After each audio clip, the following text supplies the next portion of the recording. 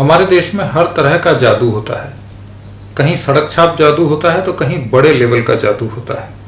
बड़े बड़े विभाग, बड़े बड़े महकमे जादू से चल रहे हैं। काला जादू, बंगाल का जादू, जाने कैसा कैसा जादू हमारी विरासत से मिला हुआ है। अतीत से वर्तमान तक हमारे यहाँ जादू की बड़ी समृद्ध परंपरा है। मेरे एक दोस्त हैं रोडवेज में मैनेजर। एक बार मैं उनसे मिलने के लिए गया।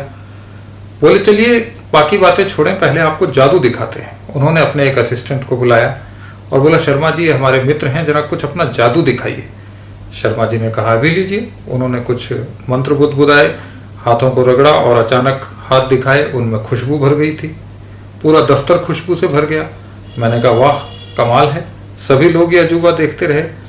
फिर मैंने कहा मैनेजर साहब ये जादू थोड़ा अपनी बसों पर भी दिखा लीजिए जो समय पर चला करें।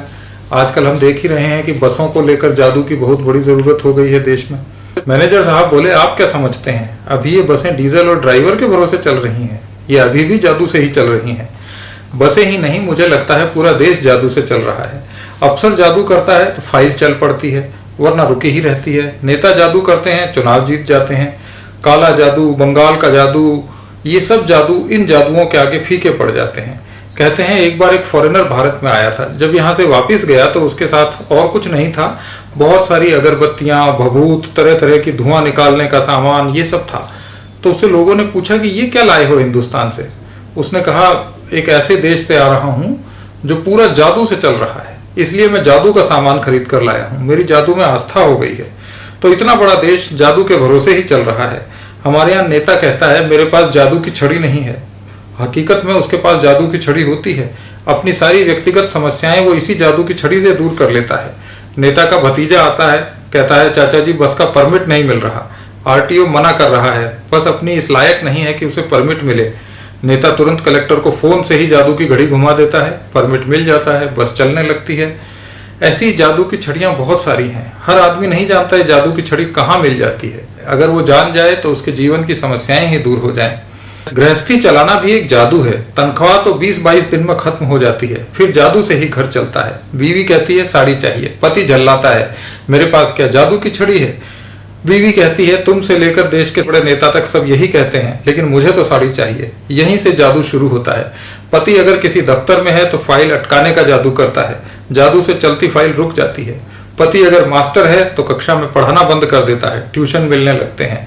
इंजीनियर है तो कोई पुल गिर जाता है, डॉक्टर है तो मरीज घर पर देखने लगता है। ये सब जादू के तरीके हैं, यही सब जादू है। जादू केवल पब्लिक सेक्टर की प्रॉपर्टी नहीं है, जादू हमारे यहाँ निजी क्षेत्र में भी हो रहा है और खूब जोरों से हो रहा है। कंपनी की शुरुआत 5,000 रुपए से होती है और साल भर में वो 5,000 करोड़ रुपए का कारोबार करने लगती है। उसके शेयर अचानक किसी एक आदमी के हो जाते हैं, अचानक शेयर बाजार में उनकी लिस्टिंग हो जाती है, अचानक कंपनी के मालिक रातों रात बदल जाते हैं। ये तो सब खैर बड़े बड़े जादू हैं। प्राइवेट सेक्टर और भी बड़े कई नए तरह के जादू करता है। ठेके लेने और टेंडर बदलने के जादू तो आप सब जानते ही हैं।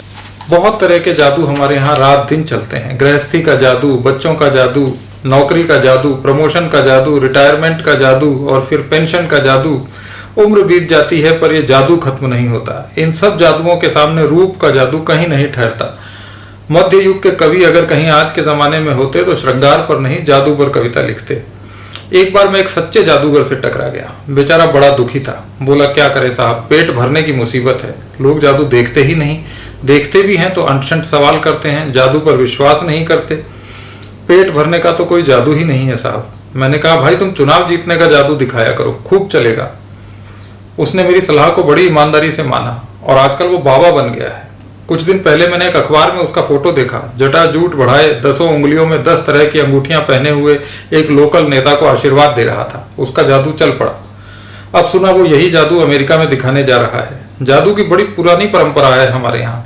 कहते हैं राजा विक्रमादित्य के दरबार में एक जादूगर ने हवा में रस्सी आसमान की ओर बढ़ा दी थी और फिर उस पर चढ़कर गायब हो गया था। कुछ कुछ यही जादू हमारे नेता भी करते हैं।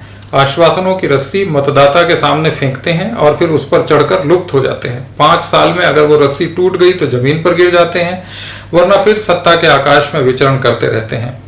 जादूगर का काम है लोगों का ध्यान बटाना, फिर हाथ की सफाई दिखाना। लोगों के हाथ इतने साफ हैं कि अच्छे खासे भले चंगे आदमी को बेवकूफ बनाकर आराम से मुस्कुराते रहते हैं। मैं जिस कॉलेज में पढ़ता था वहां एक लेक्चरर थे जो जादू से पढ़ाते थे।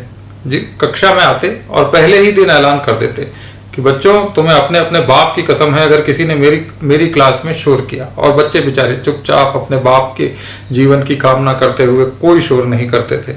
उनकी क्लास बखूबी चलती थी। वे इसी जादू से प्रिंसिपल भी बने और आराम से रिटायर भी हुए। जादू टूट जाए तो फिर जादू कैसा? हमारे देश में अक्सर जादू टूटता नहीं है, वो चलता रहता है। कभी कभी कोई जादू टूट जाए तो बड़ा अजीब भी लगता है। हम चाहते ही हैं कि हम माया जाल में फंसे रहें, हमारा जादू कभी न टूटे। जादूगर का तिलिस्म तभी तक चलता है जब वो लोगों को रोज नए नए तमाशे दिखाता रहे। जादू टूटे या न टूटे, जादूगरों का जमाना कभी नहीं जाएगा।